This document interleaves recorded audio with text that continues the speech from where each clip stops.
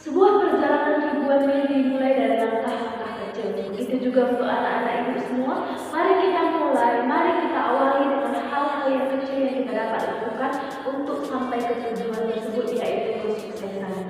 Nah, berjumpa kembali dengan saya Ibu RD di mata pelajaran Pendidikan Pancasila dan Kewarganegaraan.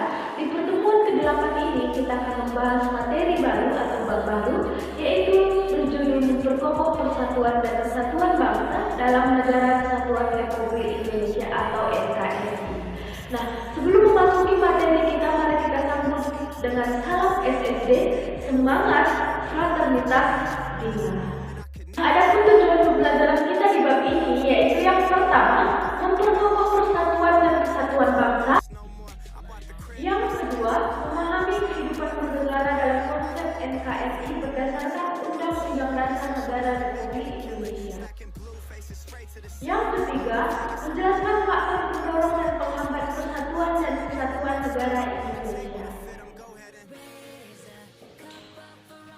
Yang keempat, mengidentifikasi perilaku yang menunjukkan sikap menjaga kesatuan dan kesatuan negara Indonesia. Yang kelima, menyajikan hasil identifikasi faktor pendorong dan penghambat persatuan dan kesatuan dalam NKRI. Nah, berjumpa kembali dengan saya Ibu RB di pertemuan ke-8. Nah, jadi di pertemuan ke-8 ini kita akan membahas materi baru atau bab baru, yaitu memperkokoh persatuan dan kesatuan bangsa dalam negara kesatuan Republik Indonesia. Dapat kalian lihat di bab 6 di buku kalian di halaman 174. Nah, jadi di mana di materi ini kita mempunyai tujuan pembelajaran, yaitu memahami makna persatuan dan kesatuan bangsa. Yang kedua, memahami kehidupan bernegara dalam konsep negara kesatuan Republik Indonesia berdasarkan Undang-Undang Dasar Negara Republik Indonesia tahun 1945. Yang ketiga, menjelaskan faktor pendorong dan penghambat persatuan dan kesatuan bangsa Indonesia. Yang keempat, mengidentifikasi perilaku yang menunjukkan sikap menjaga keutuhan negara kesatuan Republik Indonesia. Dan yang kelima, menyajikan hasil identifikasi tentang faktor pendorong dan penghambat persatuan dan kesatuan bangsa dalam negara kesatuan Republik Indonesia. Nah, selanjutnya di pertemuan kali ini, di pertemuan ke-8, kita akan membahas satu subbab saja, yaitu makna persatuan dan kesatuan bangsa. Nah, seperti pada umumnya, persatuan secara sederhana berarti gabungan, di mana gabungan itu terdiri dari ikatan, kumpulan, dan sebagainya. Dapat kalian lihat di slide PowerPoint.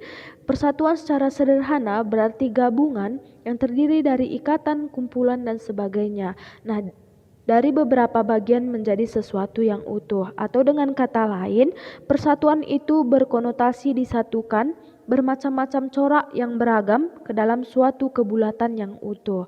Nah, jadi di makna persatuan dan kesatuan bangsa memiliki konsep kesatuan yang kita anut di negara Indonesia. Yang pertama adalah aspek alamiah, yang kedua aspek sosial. Nah, yang pertama kita akan membahas aspek alamiah yang terdiri dari konsep kewilayahan. Nah, yang kedua, aspek sosial yang terdiri dari politik sosial, budaya, ekonomi, pertahanan, dan keamanan. Di mana konsep kewilayahan itu terdiri dari kesatuan wilayah meliputi darat, laut, dan udara. Nah, jadi kebulatan ini sesuai dengan politik kewilayahan yang kita anut, yakni wawasan Nusantara. Berdasarkan konsep wawasan Nusantara, negara kita memiliki karakteristik berikut. Nah, jadi di wawasan Nusantara ini kita akan membahas apa-apa saja karakteristik tersebut. Nah, selanjutnya kita akan membahas kesatuan wilayah yang seperti Ibu katakan tadi, kesatuan wilayah meliputi darat, laut, dan udara. Nah, kebulatan ini sesuai dengan politik kewilayahan yang kita anut. Yang pertama, substansi persatuan dan kesatuan bangsa itu terdapat jumlah konsep dasar diantaranya adalah: yang pertama persatuan, yang kedua kesatuan, yang ketiga bangsa, Yang keempat, integrasi nasional. Yang kelima, nasionalisme. Dan yang terakhir adalah patriotisme. Nah, seperti yang kita bahas, bahwa wawasan Nusantara itu memiliki karakteristiknya. Yang pertama, negara kepulauan yang pengertiannya adalah suatu wilayah lautan yang ditaburi pulau-pulau besar dan kecil.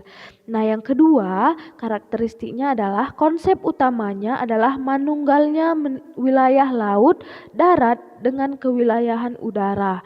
Yang ketiga, laut atau perairan merupakan wilayah pokok, bukan merupakan pelengkap saja. Yang keempat, laut merupakan bagian yang tidak terpisah dari daratan, bukan pemisah antara daratan dan pulau yang satu dengan yang lainnya. Nah, jadi itu adalah karakteristik wawasan Nusantara di negara kita Indonesia.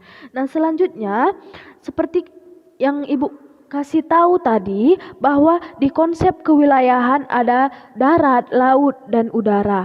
Nah, sekarang kita masuk ke aspek sosial, di mana aspek sosialnya yaitu politik, sosial, budaya, dan ekonomi, serta pertahanan dan keamanan. Nah, jadi kita akan membahas perwujudan Kepulauan Nusantara sebagai satu kesatuan ekonomi. Nah, jadi aspek sosial yang pertama kita akan bahas yaitu ekonomi, di mana bahwa kekayaan wilayah Nusantara, baik potensial maupun efektif, adalah modal dan milik bersama bangsa. Keperluan hidup sehari-hari harus tersedia merata di seluruh wilayah tanah air. Yang kedua, tingkat perkembangan ekonomi harus serasi dan seimbang di seluruh daerah tanpa meninggalkan ciri-ciri khas yang dimiliki oleh daerah-daerah dalam mengembangkan ekonominya. Yang ketiga, kehidupan perekonomian di seluruh wilayah Nusantara merupakan satu kesatuan ekonomi yang diselenggarakan sebagai usaha bersama berdasarkan asas kekeluargaan dan ditujukan pada kemakmuran rakyat. Nah, jadi itu saja yang merupakan perwujudan di dalam aspek sosial yaitu kesatuan ekonomi. Nah, selanjutnya aspek sosial yang kita bahas adalah satu kesatuan di bidang politik, yaitu perwujudan Kepulauan Nusantara sebagai satu kesatuan politik.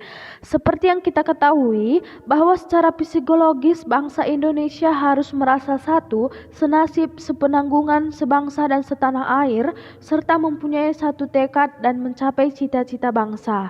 Yang kedua, bahwa Pancasila adalah satu-satunya falsafah. Yang ketiga, serta ideologi bangsa dan negara yang melandasi, membimbing, dan mengarahkan bangsa menuju tujuannya. Dan yang terakhir, kehidupan politik di seluruh wilayah Nusantara merupakan satu kesatuan politik yang diselenggarakan berdasarkan Pancasila dan Undang-Undang Dasar Negara tahun 1945. Nah, jadi itu adalah perwujudan Kepulauan Nusantara sebagai satu kesatuan di aspek sosial di bidang politik. Nah, selanjutnya perwujudan Kepulauan Nusantara sebagai satu kesatuan sosial budaya. Nah, jadi masyarakat Indonesia adalah satu peri kehidupan bangsa, harus merupakan kehidupan yang serasi dengan tingkat kemajuan masyarakat yang sama, merata dan seimbang. Nah, jadi sama dengan masyarakat yang sama, masyarakat yang merata dan seimbang, serta adanya keselarasan kehidupan yang sesuai dengan kemajuan bangsa. Yang kedua, bahwa budaya Indonesia pada hakikatnya adalah satu, di mana corak ragam budaya yang ada menggambarkan kekayaan budaya yang menjadi modal dan landasan pengembangan budaya bangsa seluruhnya, yang hasilnya nanti dapat dinikmati oleh seluruh bangsa Indonesia.